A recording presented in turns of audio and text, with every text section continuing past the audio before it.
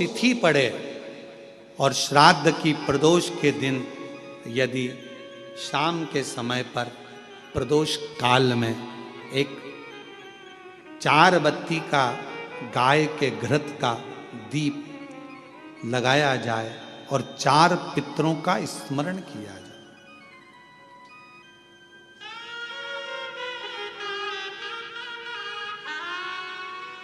चार पितरों का स्मरण करो, वो 4 बत्ती का दीपक जलाकर। पहले अग्नि स्वधा पितर, दूसरे वर्षद पितर, तीसरे आज्ञ पितर और चौथे सोमपति पितर। इन 4 पितरों को नमन करो, प्रणाम करो और वो 4 बत्ती का दीपक या तो पीपल के वृक्ष के नीचे या मेरे शिवालय में जो प्रदोष के दिन अंकित कर देता है, जला देता है, प्रकट कर देता है। जो मन से मांगता है पितृ और शिव उसके भंडार कभी खाली नहीं करता, उसकी झोली भरा आ जाती है, भरा। कौन से दिन? श्राद्ध पक्ष में जो प्रदोष आए, प्रदोष के दिन, प्रदोष काल में दीप प्रकट करने की बड़ी महत्वता है। आपने 16 दिन अगर ब्राह्मण को भोजन नहीं कराया है, 16 दिन अगर तुमने अन्नदान नहीं करा है, 16 दिन अगर कोई दान नहीं दिया है, तो भी यदि प्रदोष के दिन श्राद्ध पक्ष में जो प्रदोष आएगी, उस प्रदोष के दिन श्राद्ध पक्ष के 16 दिन के अंदर जो प्रदोष आए, प्रदोष काल में चौमुखी दिया 4 पितरों का जिनका नाम अभी वर्णन किया, उनका स्मरण कर कर यदि प्रज्वलित किया जाए तो उसका फल अधिक मिलता है। और जो कामना कर कर हम दीप लगाते हैं वो कामना हमारी वर्ष भर पूरा नहीं होता और बाबा उस कामना को पूर्ण कर देता है, पितृ पूर्ण कर देता है। तुम अपने पितरों का नाम लो और लगाओ, क्योंकि ये 4 पितृ 4 दिशाओं से हमको सुरक्षित रखते हैं। अग्निस्वध पितर हमारे पूर्व दिशा से हमें सुरक्षित रखते हैं। वर्षद पितर हमें वर्षद पितर हमें दक्षिण दिशा से सुरक्षित रखते हैं। और महाराज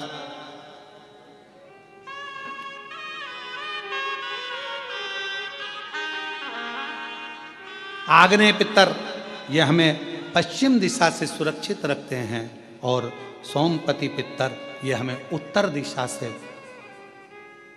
सुरक्षित रखते हैं। ये वो पितर हैं जिनका नाम लेकर यदि प्रदोष काल में प्रदोष के पौधे के नीचे, उसके सामने या बट वृक्ष के सामने या आंवले के वृक्ष के सामने या बेलपत्र के वृक्ष के सम्मुख में कहीं पर भी अगर इस दीप को लगाया जाता है और शिव का नाम लेकर उसको प्रज्वलित किया जाता है तो पितृ और शिव आपका कार्य सफल जरूर करते हैं और रक्षा जरूर करते हैं। हम तो यहां तक कहेंगे, किसी को स्वप्न आते हो, स्वप्न में भय हो जाता है, बच्चा एकदम रोकर उठ जाता है, चिड़चिड़ा हो जाता है, व्यक्ति के अंदर द्वेष उत्पन्न होने लगता है, क्रोध आने लगता है, बहुत ज्यादा टेंशन है, डिप्रेशन है, मानसिक चिंता है, उसको हम कहेंगे इस दीप को जरूर जला, उसको लगाना चाहिए। पितरों का नाम लेकर, चारों पितरों का स्मरण कर कर राजा रुचि ने अपने पितरों के निमित्तार्थ ये कर्म किया। तभी इस कर्म को जैसे ही करा था, करते ही राजा रुचि को जो चाहिए था वो मिलने लगा। सामने से एक नदी के सम्मुख से एक स्त्री, सामने से एक सुंदर अप्सरा ब्रह्मलोचना निकल कर बाहर आई और जैसे ही आई पूछा राजा रुचि ने, तुम कौन हो? कहा, मैं अप्सरा हूं ब्रह्मलोचना। आपने पितरों को तृप्त करा है दीप लगाकर, क्या चाहिए तुम्हें? मेरा विवाह नहीं हो रहा, कोई कन्या चाहिए। राजा वरुण की पुत्र की पुत्री मालती, जो तुम्हें इसी स्थान पर जहां तुमने शिव की आराधना करी है, शंकर की आराधना करी है, जहां तुमने पार्थिव बनाकर पूजन करा, इसी भूमि पर वो मालती का दर्शन होगा, उस मालती से तुम्हारा विवाह होगा और तुम्हारे घर में पुत्र रत्न की प्राप्ति होगी, तुम्हारा वंश बढ़ेगा और तुम्हारे पितृ हमेशा तुम्हें वर प्रदान करेंगे। बस वो मालती का प्राकट्य होता है और वरुण के पुत्र की पुत्री मालती का सम्मुख में आना, रुचि के साथ विवाह और दोनों का निवास करना। शास्त्र में भगवान कृष्ण गरुण से कहते हैं, गरुण पितृपक्ष में जो ये राजा रुचि की पवित्र कथा को श्राद्ध पक्ष के अंदर श्रवण करता है, भगवान कृष्ण कहते हैं ब्रह्मा विष्णु महेश और पितर उसकी झोलियां खुशियों से भर देते हैं। ऐसे राजा रुचि की कथा का वर्णन आता है। ये राजा रुचि की कथा है। राजा रुचि पितृ केवल, कई लोग कहते पितृ का दोष लग गया। नाना भाई, लोग केवल वर्णन करते हैं। कई लोग कह देते हैं कि शंकर भगवान को नहीं भजोगे, शिव जी को जल नहीं चढ़ाओगे, एक दिन जल चढ़ाओगे एक दिन नहीं चढ़ाओगे, शिव जी का शिवलिंग अगर घर में है पूजन नहीं करोगे तो दोष लग जाएगा, शंकर भगवान का दोष लग जाएगा। शिव कभी भी बद्दुआ नहीं देते। जैसे एक बाप एक पिता अपने बेटा बेटी को कभी बद्दुआ नहीं देते। अगर चिल्लाकर बोल भी देंगे अपनी बेटी को अपने बेटे को तो बाद में उसको वर ही देंगे, है तो बेटी ही ना, है तो बेटा ही ना। मेरा शंकर भगवान कभी बद्दुआ नहीं देता, मेरा शिव कभी बद्दुआ नहीं देता, मेरा वो घड़दानी कभी अपशब्द नहीं कहता, वो तो वर देता। इतनी करुणा करिए, इतनी दया करिए, दया। कोई कहे तुमसे कि तुम्हारे यहां पितृदोष लगा है, कोई कहे तुमसे तुम्हारे यहां काल सर्प दोष लगा है, कोई कहे तुमसे तुम्हारे यहां वास्तु दोष लगा है, कोई कहे तुमसे तुम्हारे कुल देवी देवता का दोष लगा है, एक काम करा करो, एक चावल का दाना घर से लेकर गए, 16 दिन श्राद्ध में जब से कथा सुनी है उसी दिन उसी पल उसी घड़ी या दूसरे दिन से प्रारंभ कर दो। कोई कहे पितृदोष है, कोई कहे काल सर्प दोष है, कोई कहे वास्तु दोष है, एक चावल का दाना श्राद्ध पक्ष में साथ लेकर जाओ, घर से एक लोटा जल भर कर लेकर जाओ। पहले चावल का दाना शिव जी को समर्पित कर दो, उसके बाद एक लोटा जल धीरे धीरे बाबा का मंत्र उच्चारण करते हुए पंचाक्षर षडाक्षर या श्री शिवाय नमस्तुभ्यम बोलते हुए और अपना गोत्र बोलकर नाम बोलकर जल समर्पित करना प्रारंभ करो। धीरे धीरे आपको खुद लगेगा कि मेरे घर का सारा दोष समाप्त हो गया है, सारा दोष, सारा दोष समाप्त। पितृपक्ष में जितना शिव की आराधना कर सकते हो, नवरात्रि में जितनी शंकर की आराधना कर सकते हो उतनी करो। शंकर की आराधना करने से नवरात्रि में शक्ति का बल बढ़ता।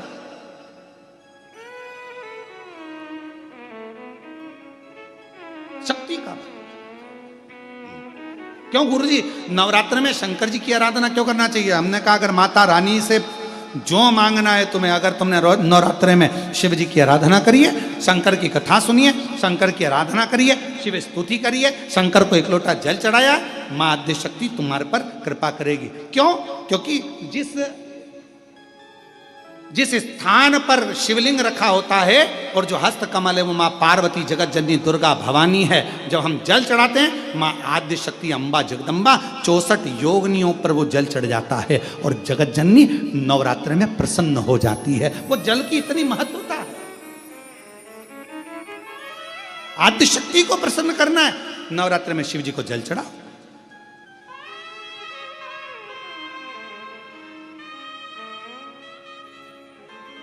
कोई बेटा बेटी है,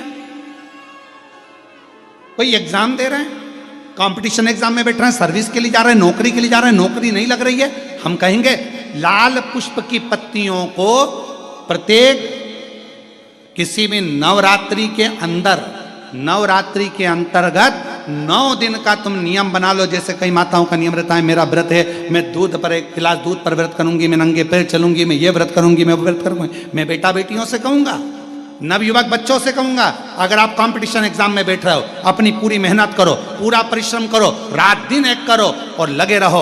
और 9 दिन तक नवरात्रि में 9 लाल फूल की 9 पंखड़ियां या 9 कोई भी चावल लाल कलर में कर कर कुंकू में कर कर, अगर माँ जगत जननी के मंदिर में नहीं जा सकते, माँ भीड़ रहे तो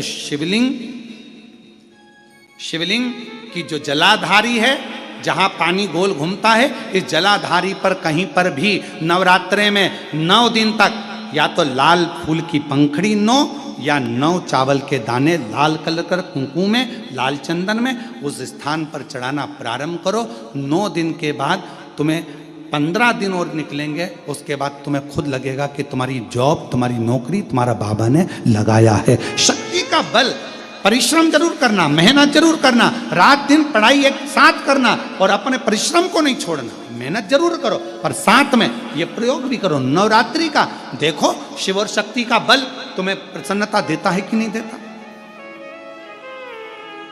शिव शक्ति का बल हमें प्रसन्नता देता है कि नहीं देता।